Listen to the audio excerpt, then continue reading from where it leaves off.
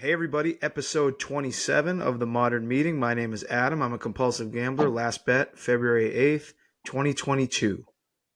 And I'm Jen. Hi. Compulsive healer. Hi.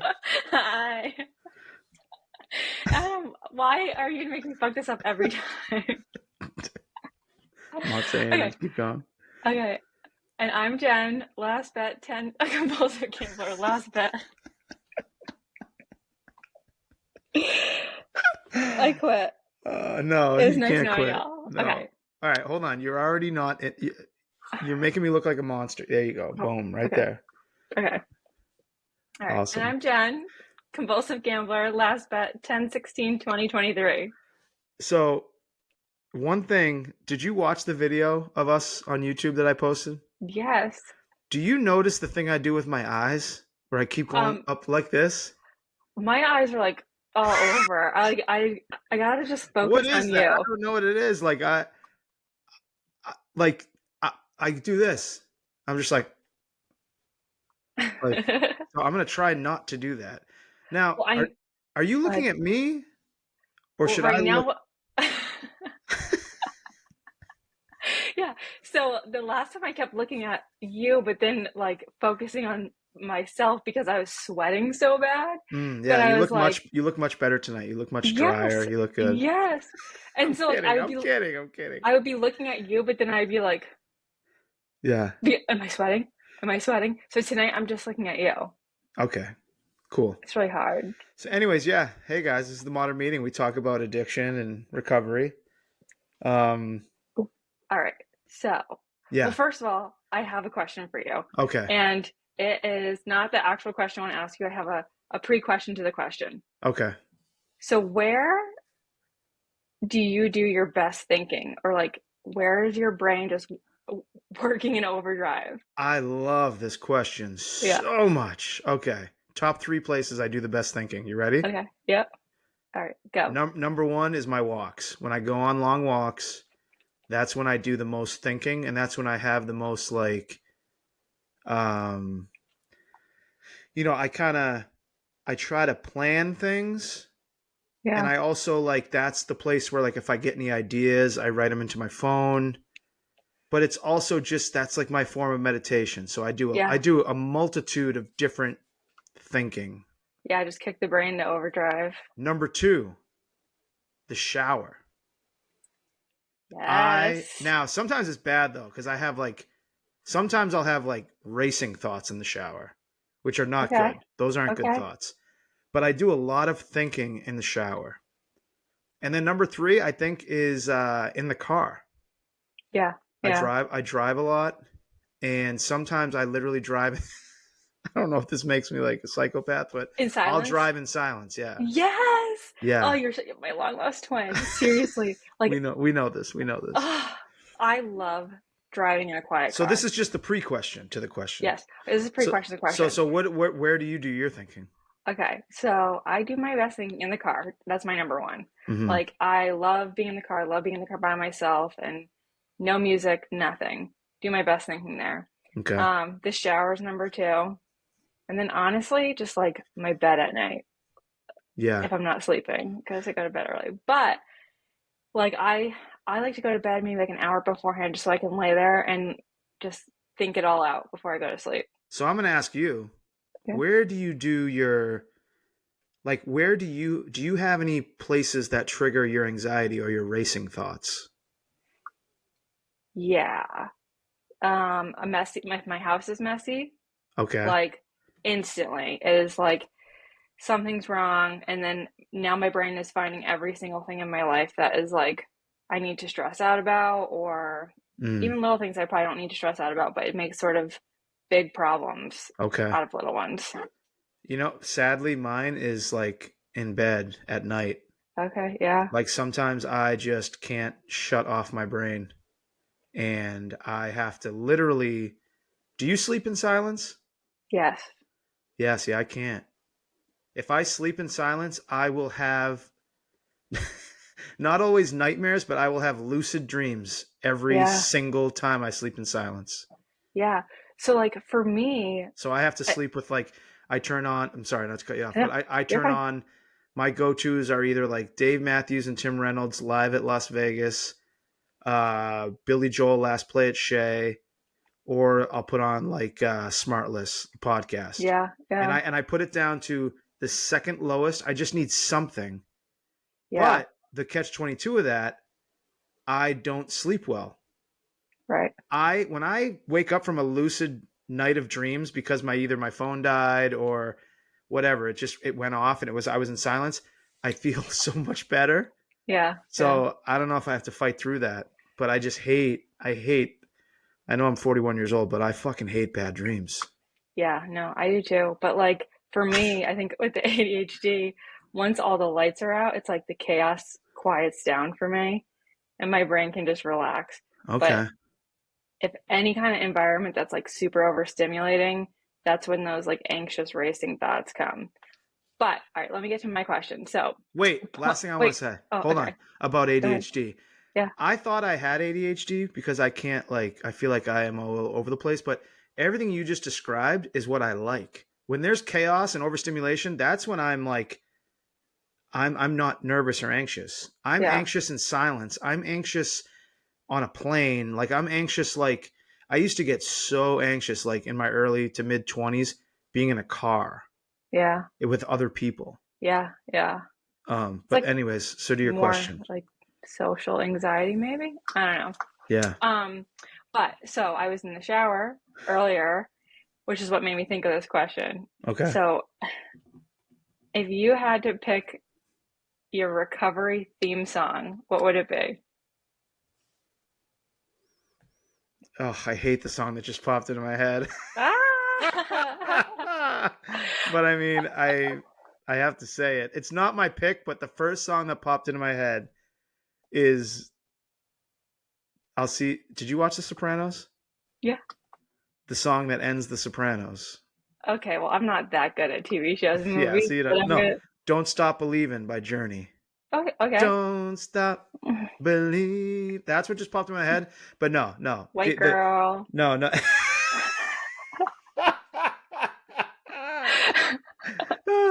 No, the song that as I processed it, it's number 41 by Dave Matthews Band. Okay, yep. I'm gonna get the lyric I'm gonna get tattooed on my arm is I will go in this way and find my own way out. Oh, I love that. Yeah, so number 41 is the anthem of my recovery. I love that. Yeah. What about you? We're not gonna talk about mine What? because Was so that mine we did. English? I said we're not gonna. I don't. Okay, so like I know that there's way better songs, but Listen. I love. What's your song? It's your song. Stand by it. I'm so sad I'm not picking an Eminem song though, because I feel like I'm letting him down. But Wait, it you're a would big be Eminem guy? yes, I guy, love yes, Eminem. yes. Hi, modern meeting. I'm a guy. Okay, so we need to. All right, we need to tone down the silly. All right, here we go. Yeah. Okay. I'm kidding. I'm fine. What's So what is it? What's the song? Stronger by Christina Aguilera. Don't laugh at me. Don't laugh at me. You just said we had to tone down the silly. Oh my god! Like I thought my first thought was like corny and basic. Oh my god! You can't do this. My face is getting red. I People know. can see it. I know. Oh my god! What's your second favorite? Survivor by Destiny's Child. No. No. Oh, I'm kidding. It's fine. No, that's a good song. That's the song I choose. And you know what? You can hate on it all you want. It's the song I choose. And guess what? I would look like a badass walking around to that song. If like No, you would. I know. I'm sorry. I don't know why. I think that's funny. I'm sorry. You're right. That's awesome. No, honestly, I don't know. Probably Oh something my from god. Rage Against the Machine, which I know is a total opposite. Hold on. Why does your song need to be so hard? Like Eminem, Rage Against the Machine. Because I'm hard, Adam. I'm hard on recovery.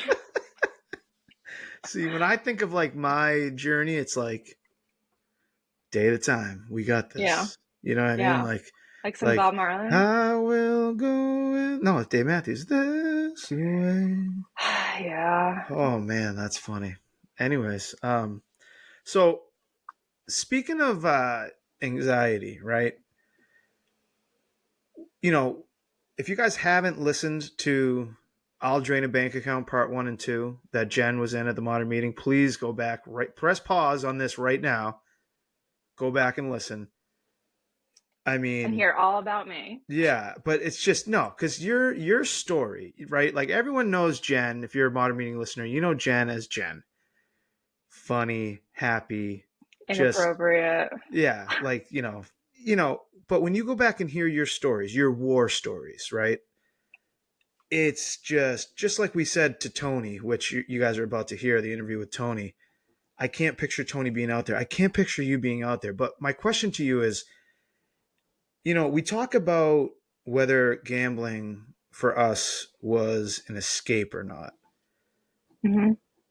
When I say, like, was gambling an escape for you, what is your answer? And if it's a yes, which I'm assuming it is, or it was at times, take us through like the headspace of like a compulsive gambler when they just want to get out and just Yeah. be destructive.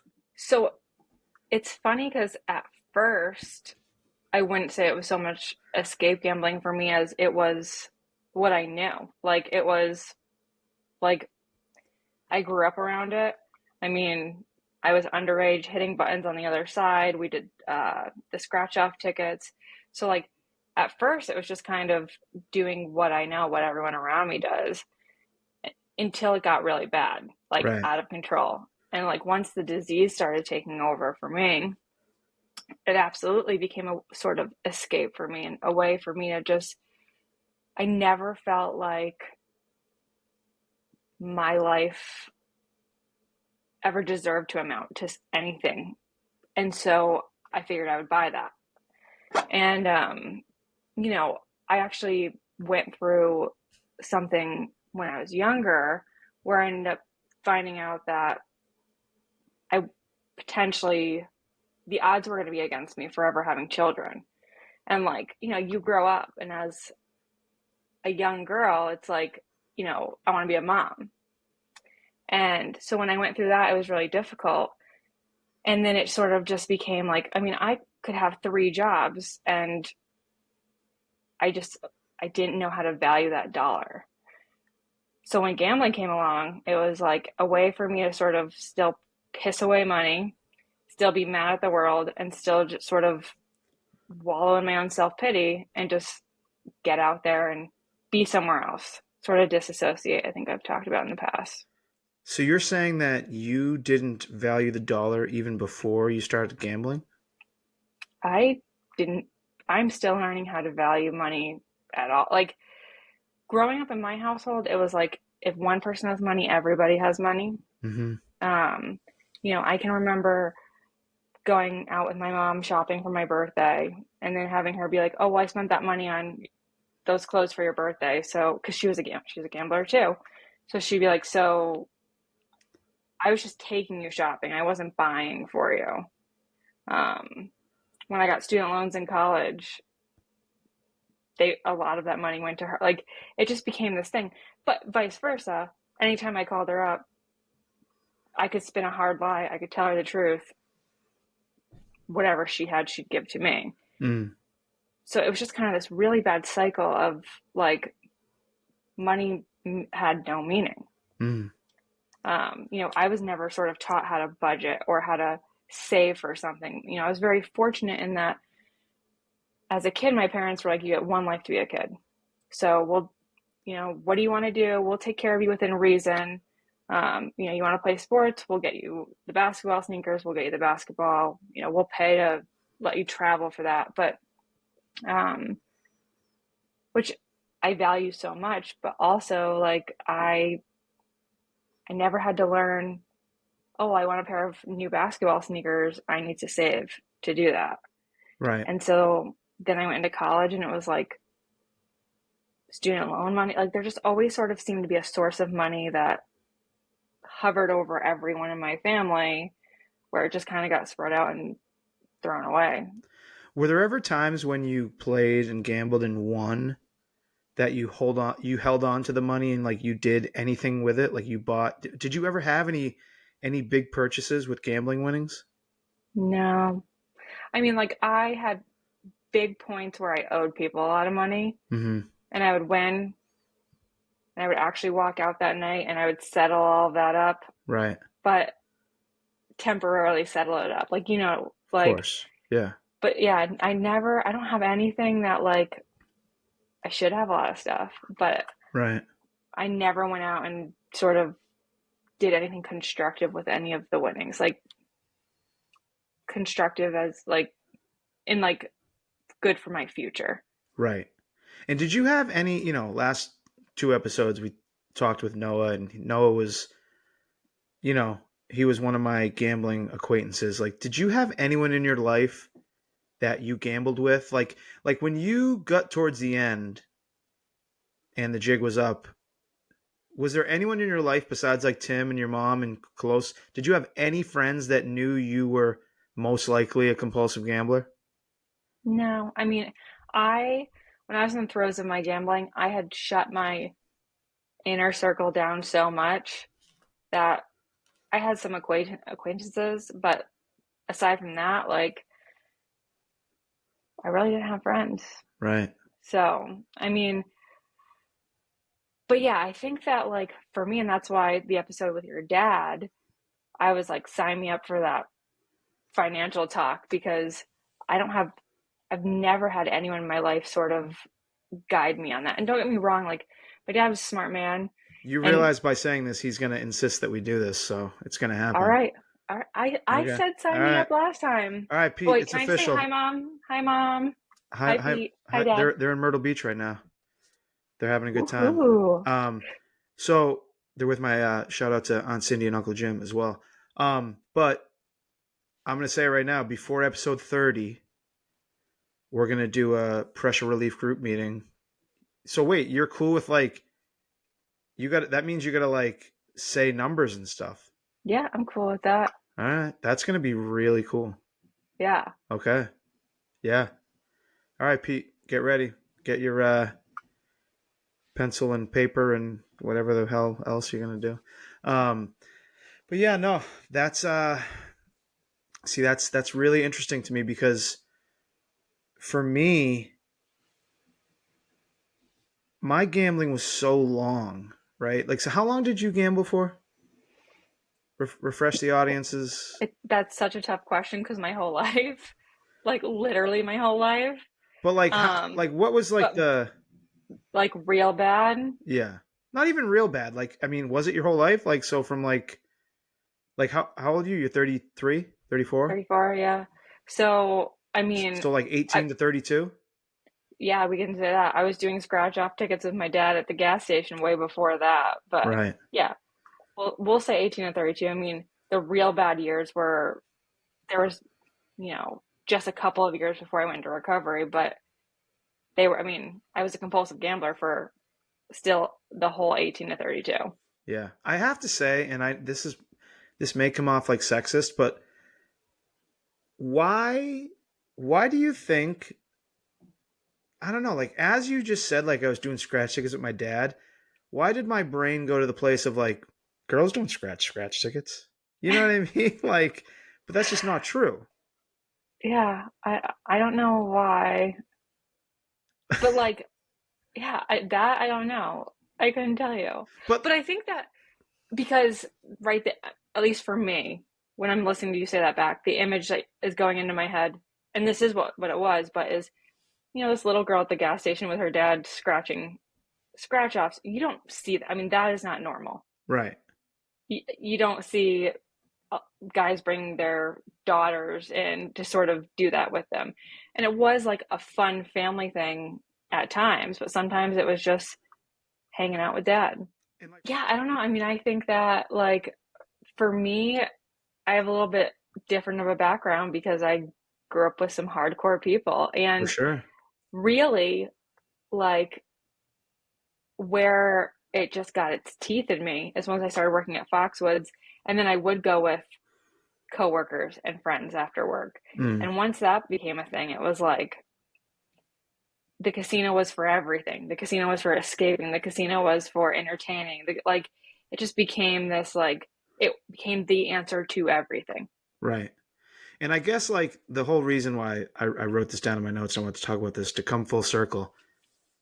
There are Jens out there right now, right? Like there are girls, young girls out there right now.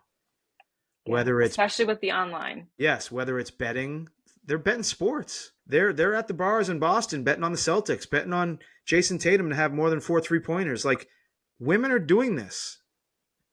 And I think that you can be someone that they once they once they go through the motions and once they go through what we went through, like these women are going to be coming through these doors, and it's people like you and Lynn and Megan.